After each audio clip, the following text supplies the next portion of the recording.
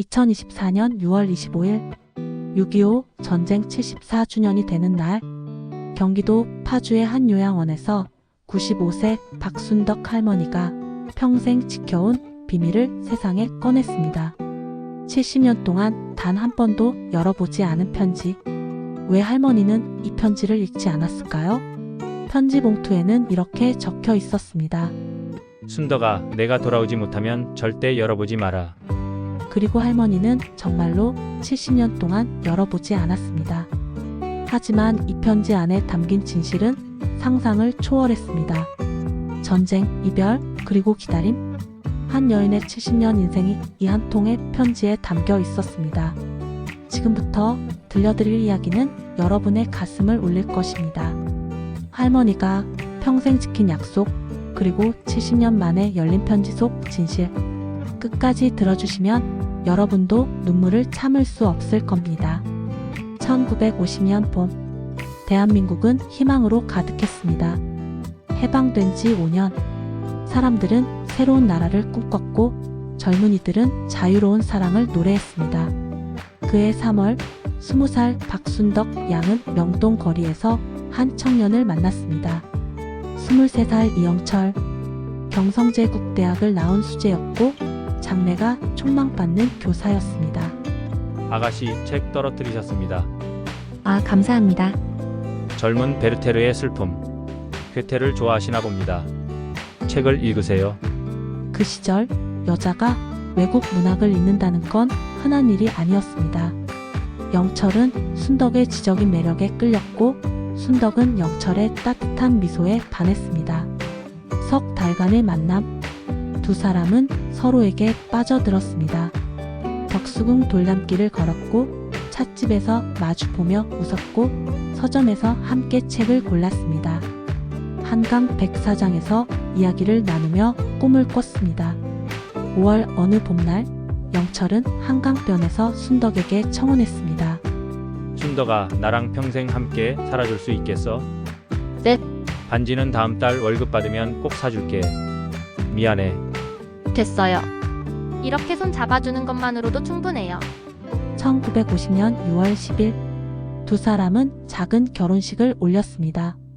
하객은 10명도 안 됐고 예물도 변변치 않았지만 두 사람은 세상에서 가장 행복했습니다. 하지만 이 행복은 단 15일밖에 지속되지 못했습니다. 1950년 6월 25일 새벽, 역사가 바뀌는 순간이 다가오고 있었습니다. 1950년 6월 25일 새벽 4시, 북한군이 38선을 넘었습니다. 결혼한 지 15일째 되는 날, 순덕과 영철은 포성의 잠에서 깼습니다. 여보, 저 소리가 뭐예요? 전쟁이야. 전쟁이 났어. 6월 27일 새벽, 서울이 함락되기 하루 전, 영철은 소집 명령을 받았습니다. 23살, 결혼한 지 17일, 영철은 전쟁터로 떠나야 했습니다. 안 돼요. 안 가면 안 돼요. 미안해. 꼭 돌아올게. 약속해요. 꼭 돌아온다고. 약속해. 이 전쟁 끝나면 우리 아이도 낳고. 그날 밤, 영철은 밤새 무언가를 썼습니다. 새벽 5시, 출발 시간이 다가왔습니다. 순덕아, 이거 받아. 이게 뭐예요? 편지야. 근데 절대 읽으면 안 돼. 읽으면 안 된다고요? 왜요? 내가 무사히 돌아오면 내가 직접 읽어줄게. 그러니까 내가 돌아오기 전엔 절대 열어보면 안 돼. 약속해. 만약 못 돌아오시면요? 영철은 잠시 망설였습니다. 그리고 이렇게 말했습니다. 내가 돌아오지 못하면 그때도 읽으면 안 돼. 평생 읽지 말고 그냥 간직해줘. 순덕은 이해할 수 없었습니다. 돌아오지 못하면 더 읽어야 하는 거 아닌가? 왜 읽지 말라는 걸까? 하지만 물어볼 시간도 없었습니다. 트럭은 떠났고 영철의 모습은 먼지 속으로 사라졌습니다. 순덕의 손에는 절대 읽어서는 안 될 편지가 남았습니다. 그날 이후 순덕은 70년 동안 단 한 번도 이 편지를 열어보지 않았습니다. 도대체 왜일까요? 전쟁은 치열했습니다. 한강 다리는 끊겼고 서울은 북한군에게 점령당했습니다. 순덕은 홀로 남겨졌습니다. 시댁 식구들은 모두 피난을 갔고 친정은 북쪽에 있었습니다. 매일 밤 순덕은 편지를 꺼내 봉투만 바라봤습니다. 열어볼까? 아니야. 약속했잖아. 여보가 돌아오면 직접 읽어준다고. 돌아와. 제발 무사히 돌아와. 9월 28일 서울이 수복되었습니다. 순덕은 매일 거리로 나가 돌아오는 군인들을 살폈습니다. 하지만 영철은 없었습니다.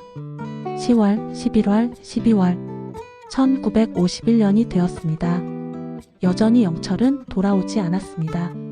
1951년 봄 순덕은 임신 사실을 알았습니다. 여보, 우리 아기예요. 당신 아기가 생겼어요. 돌아와야 해요. 꼭 돌아와야 한다고요. 하지만 순덕에게는 연락할 방법이 없었습니다.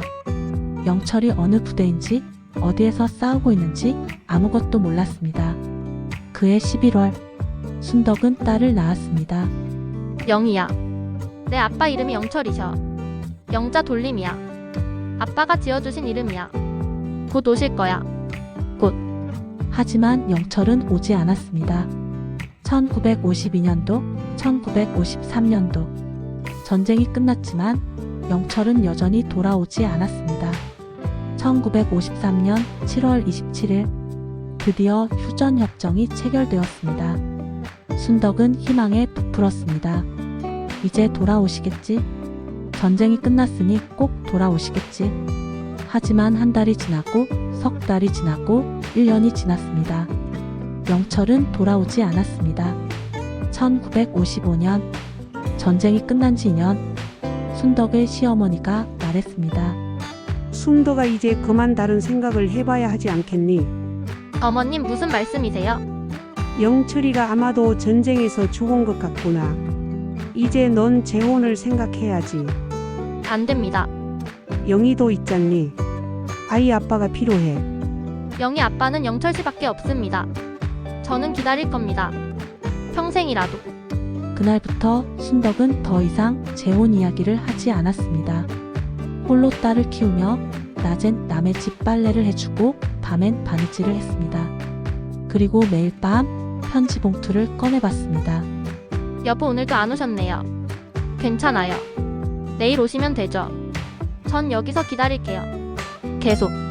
1960년 딸 영희가 10살이 되었습니다. 엄마, 친구들은 다 아빠가 있는데 우리 아빠는요? 아빠는 멀리 계셔. 중요한 일 하시느라. 언제 와요? 곧 오실 거야. 정말요? 약속? 응. 약속. 하지만 순덕 스스로도 알고 있었습니다. 10년이 지났다는 것을. 그래도 순덕은 기다렸습니다. 왜일까요? 왜 순덕은 편지를 열어보지 않았을까요? 읽으면 영철의 마지막 말을 알 수 있을 텐데, 읽으면 조금이나마 위로가 될 텐데, 왜 순덕은 그 편지를 70년 동안 열어보지 않았을까요? 그 답은 30년 후에 밝혀집니다. 1970년, 대한민국은 급격히 변했습니다. 경제는 발전하고 도시는 커졌습니다. 하지만 순덕의 삶은 그대로였습니다. 여전히 홀로, 여전히 기다리며 딸 영희는 25이 되었습니다. 결혼할 나이였습니다. 엄마, 저 결혼하려고 해요. 정말? 누구랑? 좋은 사람이에요. 소개해 드릴게요. 그래. 엄마가 못해준 거 많은데 행복하게 살아라. 엄마는요? 엄마도 이제 난 괜찮아. 내 아버지 기다려야지. 1976년 영희가 결혼했습니다. 그리고 1979년 순덕은 할머니가 되었습니다. 외손녀 이름은 민지. 순덕의 유일한 기쁨이었습니다. 하지만 매일 밤은 여전히 외로웠습니다. 1980년 전쟁이 끝난 지 27년 순덕은 50살이 되었습니다. 여보, 저 이렇게 늙었어요. 당신 눈에 안 차겠죠? 그래도 괜찮아요. 전 여기 있을게요. 계속. 그리고 1983년 생이별 가족 찾기 프로그램이 시작되었습니다. 딸 영희가 말했습니다. 엄마 KBS에서 가족 찾기 한대요. 아빠를 신청해봐요. 그래야 하나? 네. 만약 살아계신다면. 아니야. 안 돼. 왜요? 만약 아빠가 다른 가족을 만드셨다면? 다른 아내, 다른 자식이 있다면? 그럼 우리가 방해하는 거잖니. 그래도 됐어. 엄마는 이대로도 괜찮아. 마음속에 계시면 그걸로 충분해. 순덕은 결국 신청하지 않았습니다. 33년을 기다렸지만 찾지 않았습니다. 왜일까요? 혹시라도 남편이 새로운 가족과 행복하다면 그 행복을 깨고 싶지 않았던 겁니다. 세월은 흘러 2000년이 되었습니다. 순덕은 70살, 전쟁이 끝난 지 47년이 지났습니다. 딸 영희가 순덕을 요양원에 모셨습니다. 더 이상 혼자 살기 힘든 나이였습니다. 순덕이 가져온 짐은 많지 않았습니다. 옷 몇 벌, 사진 몇 장, 그리고 70년 된 편지 봉투 하나. 2010년, 순덕은 80살이 되었습니다. 손주 민지가 결혼했고 증손녀가 태어났습니다. 어느 날 증손녀 수진이가 물었습니다. 할머니, 이게 뭐예요? 아, 그건. 편지예요. 왜 안 열어봐요? 읽으면 안 되는 편지란다. 왜요? 누가 보낸 건데요? 할머니가 가장 사랑하는 사람. 그럼 더 읽어야 하는 거 아니에요? 아니야. 약속했거든. 읽지 않겠다고. 2024년 5월, 순덕은 95살이 되었습니다. 의사가 말했습니다. 앞으로 몇 달 남지 않았습니다. 어느 날 밤, 딸 영희가 어머니를 찾았습니다. 엄마 이제 편지 열어보세요. 뭐라고? 74년이에요, 엄마. 아빠가 돌아오지 않으신 지 74년. 이제 약속을 지킬 필요 없어요. 편지를 읽으세요. 아빠가 뭐라고 쓰셨는지. 안 돼, 약속했어. 엄마 제발요. 전 평생 아빠를 모르고 살았어요. 아빠 얼굴도 기억 안 나요. 이 편지에 아빠가 계실 것 같아요. 제발 읽어주세요. 마지막으로. 그래. 이제 읽어야 하나 보구나. 2024년 6월 25일, 6.25 전쟁 74주년이 되는 날, 순덕은 74년 만에 편지를 열기로 결심했습니다. 가족들이 모였습니다. 딸 영희, 손녀 민지, 증손녀 수진, 그리고 한 명 더. 순덕도 가족들도 전혀 예상하지 못한 사람이 나타났습니다. 90살의 한할아버지. 그는 말했습니다. 저는 이영철의 전우였습니다. 그의 이름은 김철수. 영철과 같은 부대에서 싸웠던 전우였습니다. 어떻게 저희를 찾으셨어요? 뉴스를 봤습니다. 74년 동안 편지를 안 읽은 할머니 이야기. 박순덕, 이영철이 그렇게 찾던 이름이었습니다. 당신이 영철 씨를 아세요? 네, 잘 알았습니다. 제 옆에서 함께 싸웠습니다. 그럼 저희 아버지는 어떻게 되신 겁니까? 김철수 할아버지는 74년 전 그날의 이야기를 시작했습니다. 1950년 11월 우리 부대는 압록강까지 진격했습니다. 전쟁이 곧 끝날 거라고 생각했죠. 크리스마스엔 집에 갈 수 있을 거라고. 하지만 11월 25일 중공군이 개입했습니다. 수십만 대군이 압록강을 넘어왔습니다. 우리는 포위당했습니다. 이영철 동지는 제 옆에 있었습니다. 그날 밤 그가 말했습니다. 김 상사, 나 부탁이 하나 있어. 무슨 부탁? 내가 만약 여기서 못 나가면. 무슨 소리야? 우린 살아서 나간다. 그래도 만약을 위해서. 서울 종로구에 박순덕이라는 내 아내가 있어. 만약 내가 죽으면 그 사람 찾아가서 내가 마지막까지 그 사람 생각했다고 전해주시오. 그 다음날 새벽 중공군의 공격이 시작됐습니다. 이영철은 용감했습니다. 적의 기관총 진지를 향해 돌격했습니다. 그 덕분에 우리 분대원 12명이 살았습니다. 하지만 영철은 총에 맞았습니다. 배에 3발. 안 돼. 제가 달려갔습니다. 그의 손을 잡았습니다. 그가 마지막으로 이렇게 말했습니다. 김 상사 부탁이요. 말하지 마. 살릴 테니까. 순덕이에게. 알았어. 꼭 전할게. 꼭 편지 읽지 말라고 약속 지켜달라고. 그게 마지막이었습니다. 1950년 11월 26일 새벽 5시. 이영철은 그렇게 전사했습니다. 74년. 순덕이 기다렸던 74년. 영철은 이미 그 첫 해에 전사한 것이었습니다. 그리고 제가 전쟁에서 살아 돌아온 건 1953년이었습니다. 곧바로 박순덕 씨를 찾았습니다. 하지만요? 찾을 수가 없었습니다. 전쟁으로 모든 게 뒤바뀌었고 주소도 바뀌었고 70년 동안 찾았지만 찾을 수 없었습니다. 그러다 이번에 뉴스를 보고 드디어 찾았습니다. 그럼 우리 영철 씨는 74년 전에 이미 죄송합니다. 제가 더 일찍 찾아뵀어야 했는데 하지만 한 가지는 꼭 전해드리고 싶습니다. 이영철은 영웅이었습니다. 그의 희생으로 12명이 살았고 그 12명이 낳은 자식, 손주, 증손주들까지 지금 이 세상에 이영철 덕분에 살아있는 사람이 100명이 넘습니다. 드디어 그 순간이 왔습니다. 74년 동안 봉인되었던 편지. 순덕의 손이 봉투를 향합니다. 노란 종이, 잉크가 바랜 글씨. 영철의 마지막 편지. 사랑하는 나의 순덕에게. 이 편지를 쓰는 지금 나는 전쟁터로 떠나기 전날 밤이야. 당신은 지금 옆방에서 자고 있고 나는 촛불을 켜고 이 편지를 쓰고 있어. 순덕아, 나는 겁쟁이야. 전쟁이 무섭고 죽음이 두렵고 당신을 떠나는 게 너무 괴로워. 하지만 가야만 하지. 이 나라를, 당신을 지키기 위해서. 이 편지에는 내가 평생 당신에게 하고 싶었던 모든 말을 담았어.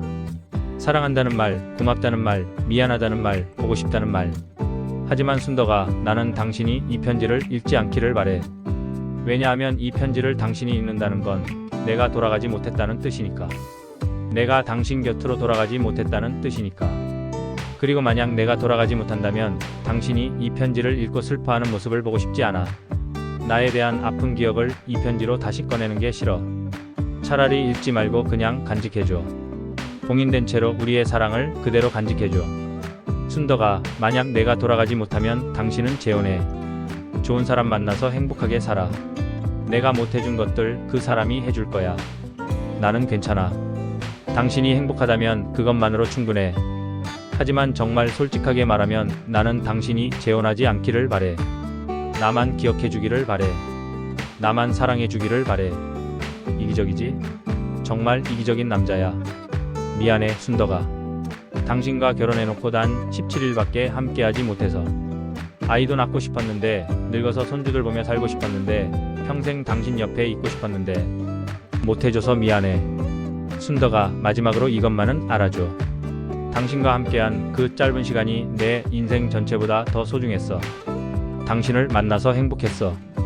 당신과 결혼했다는 게 너무 감사해. 당신을 사랑할 수 있어서 영광이었어. 다음 생에 다시 태어나도 나는 당신을 찾을 거야. 그리고 그때는 평생을 함께하겠다고 약속할게. 안녕, 나의 사랑. 영원히 당신을 사랑합니다. 1950년 6월 27일 새벽. 당신의 남편 이영철. 74년. 순덕은 평생 이 편지를 읽지 않았습니다. 남편의 마지막 부탁을 지켰습니다. 읽지 말라는 약속을 지켰습니다. 그리고 74년 동안 재혼하지 않았습니다. 영철만을 기다렸습니다. 영철만을 사랑했습니다.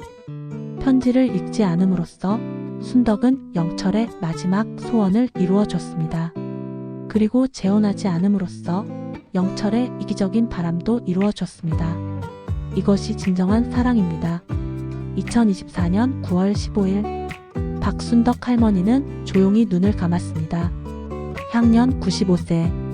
편지를 읽은 지 석 달 만이었습니다. 할머니의 유언은 간단했습니다. 영철이 옆에 묻어주세요. 정부는 이영철의 희생을 기려 국립묘지 안장을 허가했습니다. 그리고 배우자 합장도 허가했습니다.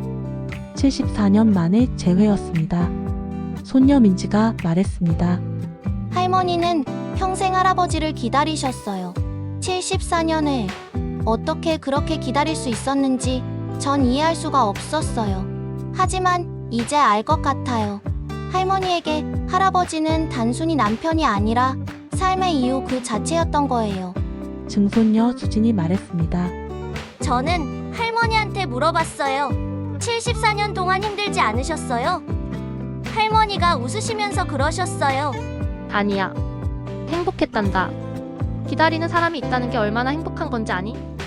영철의 전우 김철수 할아버지가 말했습니다. 74년 전 이영철이 제게 부탁했던 말을 드디어 전했습니다. 그리고 그가 얼마나 사랑받은 사람이었는지 제 눈으로 확인했습니다. 영철아, 너는 행복한 사람이었어. 그렇게 사랑받았잖아. 장례식이 끝난 후 가족들은 순덕의 유품을 정리했습니다. 상자 안에는 74년 된 편지 봉투와 함께 다른 편지들이 있었습니다. 수백 통의 편지들. 딸 영희가 말했습니다. 어머니가 쓴 편지들이었어요. 영철 아버지께 보내는 편지. 74년 동안 거의 매일 쓰신 거예요. 2024년 9월 14일 돌아가시기 하루 전에 쓴 마지막 편지가 있었습니다. 이렇게 써 있었습니다. 여보, 오늘도 당신을 기다렸어요. 74년째네요. 내일도 기다릴 거예요. 모레도 글피도. 아니, 이제는 기다릴 필요가 없겠네요. 곧 당신을 만나러 갈 테니까요. 74년을 기다렸으니 이제 좀 빨리 달려가야겠어요. 기다리고 있어요, 여보. 곧 갈게요. 당신만을 사랑했던 아내 순덕. 지금도 매일 국립묘지 한편에 있는 이영철과 박순덕의 묘역을 찾는 사람들이 있습니다. 젊은 연인들, 노부부들, 혼자 온 사람들. 그들은 이곳에서 무엇을 보는 걸까요? 한 20대 여성이 말했습니다. 저희 남자친구랑 싸웠는데 여기 와서 이 이야기 읽고 사랑이 뭔지 다시 생각하게 됐어요. 지금 당장 전화해서 사과할 거예요. 60대 부부가 말했습니다. 우리도 50년 살았지만 이분들처럼 사랑했나 싶어요. 앞으로 남은 시간 더 잘해야겠어요. 서로에게. 30대 남성이 말했습니다. 전 결혼을 안 하려고 했어요. 요즘 누가 평생을 약속해요. 근데 이 이야기 듣고 그런 사랑도 있구나 싶었어요. 저도 누군가를 그렇게 사랑하고 싶어요. 사람들이 남긴 편지에는 이렇게 써 있었습니다. 영철 할아버지, 순덕 할머니, 제가 쉽게 이별하려던 거 생각해보게 해주셔서 감사해요. 나도 우리 아내 더 사랑할게요. 두 분처럼 진짜 사랑할게요. 할머니, 저도 기다리는 사람이 있어요. 용기가 생겼어요. 이영철과 박순덕. 그들의 사랑은 74년 전에 끝난 게 아니었습니다. 지금도 여기서 계속되고 있습니다. 수많은 사람들의 가슴 속에서. 여러분, 이야기를 듣고 무엇을 느끼셨나요? 어쩌면 이렇게 생각하실지도 모릅니다. 74년은 너무 길다. 요즘 시대에 누가 그렇게 기다려? 맞습니다. 요즘은 아무도 그렇게 기다리지 않습니다. 1년도 기다리기 힘든 시대, 한 달도 참기 어려운 시대, 하루도 견디지 못하는 시대에 살고 있습니다. 하지만 그렇기 때문에 이 이야기가 더 특별합니다. 불가능해 보이는 것, 상상할 수 없는 것, 현실에 없는 것. 그것이 우리에게 감동을 줍니다. 순덕 할머니는 말씀하셨습니다. 기다림이 힘들지 않았냐는 질문에 이렇게 대답하셨습니다. 기다리는 사람이 있다는 게 얼마나 행복한지 아니? 그렇습니다. 기다림은 고통이 아니었습니다. 사랑이었습니다. 여러분에게 묻고 싶습니다. 여러분은 누구를 기다리고 있나요? 1년이든 10년이든 평생이든 기다릴 수 있는 사람이 있나요? 그 사람이 있다면 여러분은 행복한 사람입니다. 왜냐하면 사랑하기 때문입니다. 진정으로 사랑하기 때문입니다. 이영철과 박순덕의 이야기는 74년 전에 시작되었습니다. 하지만 끝나지 않았습니다. 지금도 계속되고 있고 앞으로도 계속될 것입니다. 진정한 사랑은 시간도 죽음도 이길 수 없으니까요. 당신 곁에 있는 사람을 오늘 더 사랑하세요. 내일이 없을 수도 있습니다. 74년을 기다리지 않아도 되도록 지금 이 순간을 소중히 하세요. 사랑은 기다리는 것도 아름답지만 함께하는 것이 더 아름답습니다. 이 이야기가 여러분의 가슴을 울렸다면 구독 버튼을 눌러주세요. 여러분의 구독 하나하나가 이런 잊혀진 이야기들을 세상에 알리는 힘이 됩니다. 그리고 댓글로 알려주세요. 여러분에게 기다리는 사람이 있는지, 혹은 여러분을 기다리는 사람이 있는지, 여러분의 이야기도 듣고 싶습니다. 지금 이 순간 누군가를 그리워하고 계신가요? 편지를 쓰고 싶은 사람이 있으신가요? 가족이든 친구든 예전에 생각나는 누구든 상관없습니다. 댓글로 그리운 사람에게 편지를 써주세요. 엄마 보고 싶어요. 친구야 그때 미안했어. 할머니 사랑해요. 여러분의 진심 어린 한마디가 누군가에게는 74년을 기다린 편지보다 더 소중할 수 있습니다. 좋아요도 눌러주시면 더 많은 사람들이 이 감동을 함께 나눌 수 있습니다. 끝까지 들어주셔서 감사합니다.